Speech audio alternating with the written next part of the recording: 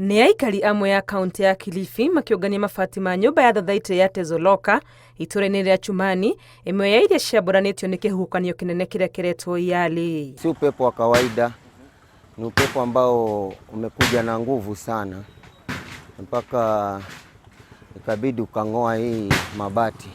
Kũringana na riboti ya gavana wa Kilifi, kĩhuhũkanio gĩkĩ gĩcũngĩrĩirie gĩkuũ kĩa mwana wa Natharĩ thutha wake kũgũthwo nĩ ibati kĩrathi kĩao kĩambũranio. Imeanguka, lakini pale Mariakani ECD moja imetoka mabati, imeua mtoto mmoja, wa 4 wako seriously injured.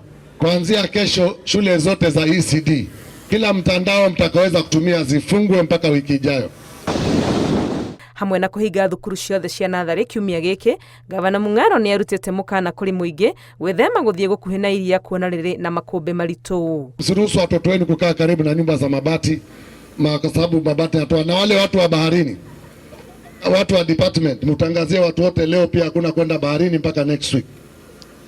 Wale wavuvi kama wanataka chakula, watafuteni chakula mwape, sababu hataki watu wakufe huko baharini. Kũringana na riboti ya rũhonge rwa ũrathi wa rĩera, kĩhuhũkanio gĩkĩ kĩrĩa gĩkũhutia kaunti cia Kwale, Mombasa, Kilifi na Lamu kĩratanywo gũthiĩ na mbere nginyagia tarĩki 23, na arĩa makoragwo na tũtarũ tũnini nĩ marutĩirwo mũkana wa kũingĩra iria-inĩ thĩinĩ mũno.